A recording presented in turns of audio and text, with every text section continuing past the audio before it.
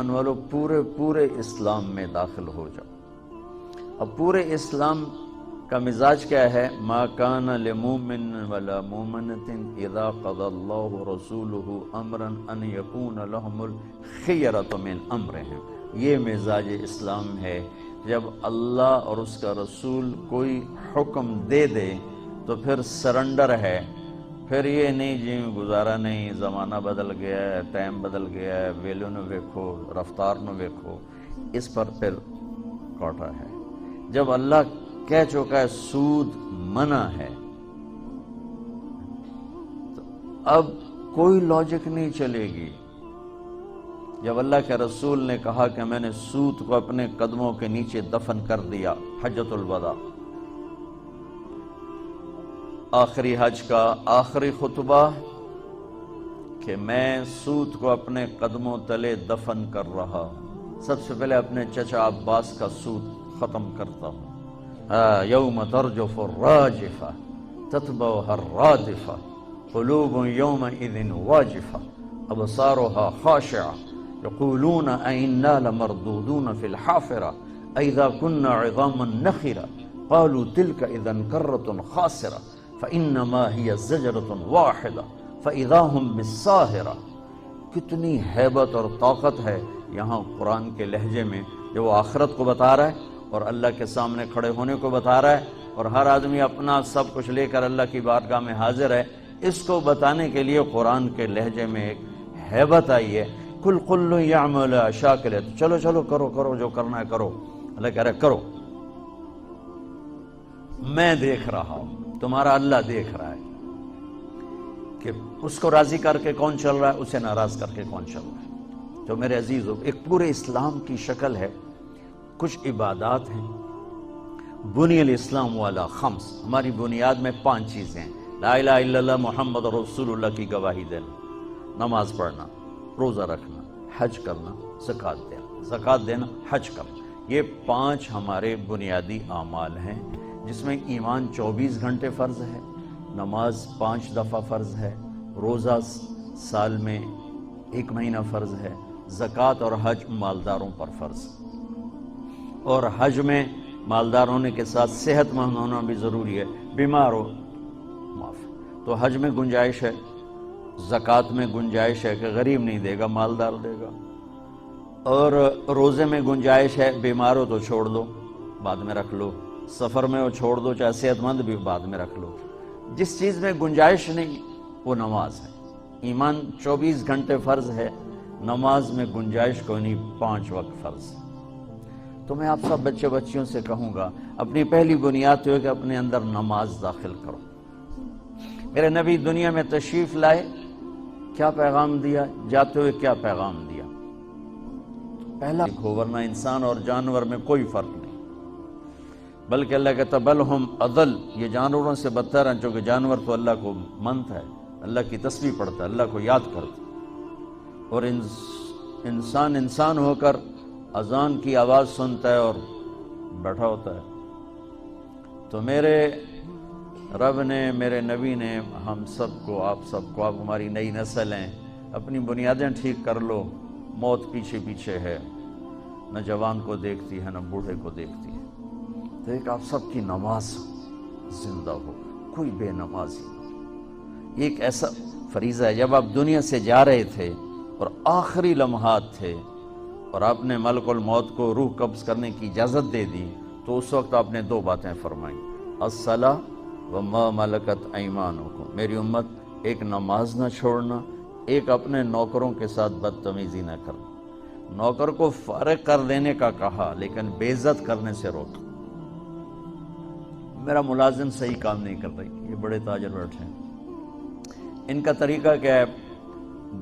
بے عزت کرنا۔ ان سے مراد پورے پاکستان، بے عزت کرنا، ذلیل کرنا، گالیاں نکالنا۔ میرے نبی نے کہا یہ کام نہ کرنا، فارغ کر دینا، بے عزت نہ کرنا، ذلیل نہ کرنا۔ کسی کو ماں بہن کی گالی دینا زمین آسمان کو توڑ دینے سے بھی بڑا جرم ہے، چونکہ بیت اللہ کا توڑنا چھوٹا گناہ ہے اور کسی مسلمان کو ماں بہن کی گالی دینا بڑا جرم ہے۔ تو 2 باتوں کی وصیت فرمائی کہ ایک نماز نہ چھوڑنا اور ایک میری امت کے غریبوں پر رحم کرنا۔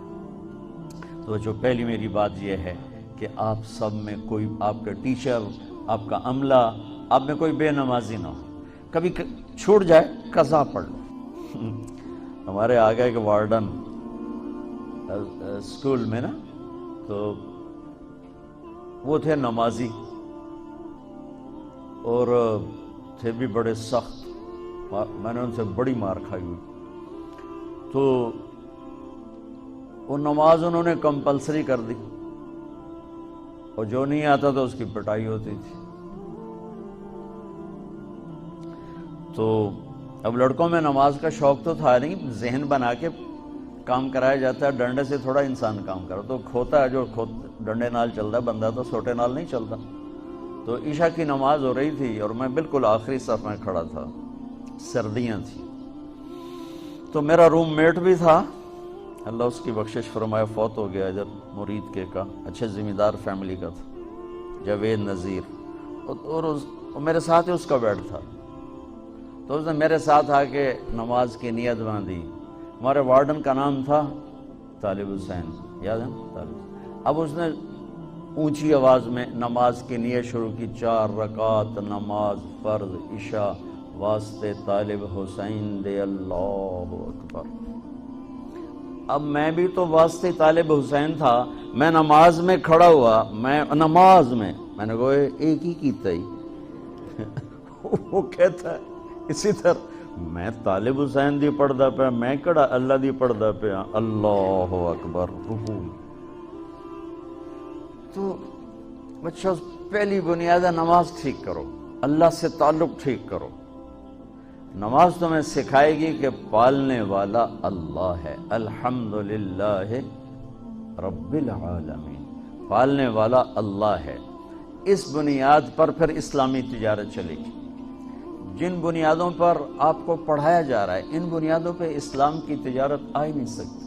اسلام سود کو روکتا ہے. آپ سب سود پڑھتے ہو یا آپ کے استاد آپ کو سود پڑھاتے ہیں، تو میں اسلامی بیند کہاں سے بجاؤں، اسلامی بنسری میں کہاں سے بجاؤں؟ پہلی بنیادی غلط ہے. تو میں اس میں کیا کروں؟ مردہ لا کے سامنے رکھ دو جی یہ روح پا دو، تو رب دا ہی کام ہے، میرا کام تو نہیں. میرے تو ساری تجارت مردہ ہو چکی ہے کہ اس کی بے سود ہے، اس کے بعد جھوٹ ہے، اس کے بعد ہیرا پھیری ہے. تاجر ہمارا دھوکے باز ہے، جھوٹا ہے. اور اسلامی تجارت سود سے ہٹ کر پھر اس کی 2 بنیادیں بچوں، ایک سچائی، ایک امانت داری. ایک سچائی، ایک دیانت داری.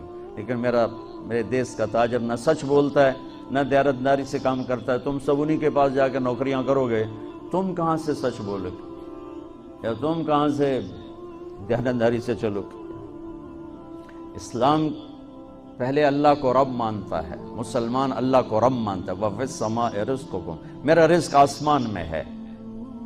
پہلے وہ اپنا یقین ٹھیک کرتا ہے کہ دینے والا اللہ ہے، کاروبار نہیں، زمین نہیں، دکان نہیں، دینے والا اللہ ہے. رب السماوات والارض، زمین آسمان کا رب اللہ ہے.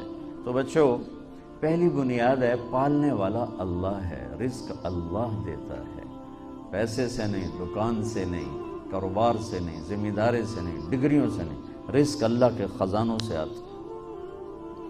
تو جب یہ بنیاد بنے گی تو اگلی بنیاد ہے پھر اس میں سچائی اور دیانتداری سے چلو.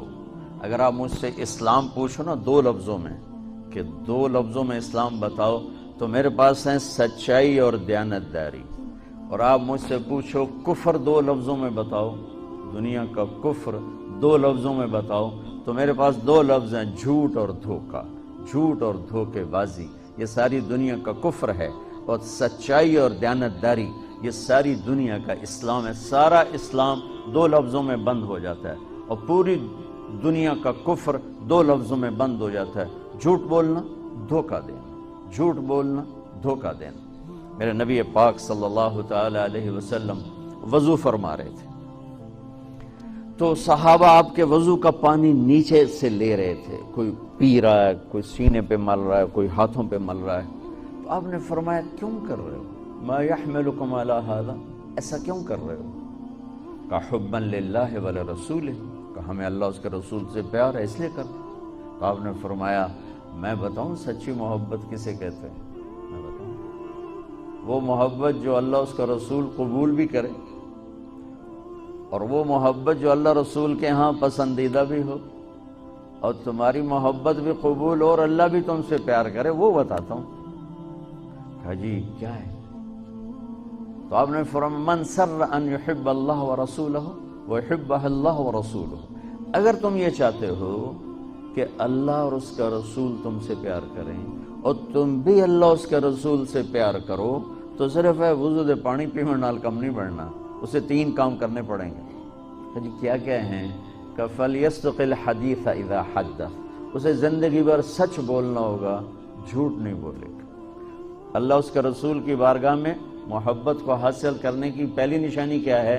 کہ وہ سچ بولے گا، جھوٹ نہیں بولے گا۔ دوسری کیا ہے؟ فَلْيُؤَدِّ الْأَمَانَةَ إِذَا تُمِنَ، کبھی کسی کو دھوکہ نہیں دے گا، کبھی کسی کو دھوکہ نہیں دے گا، دیانتداری سے کام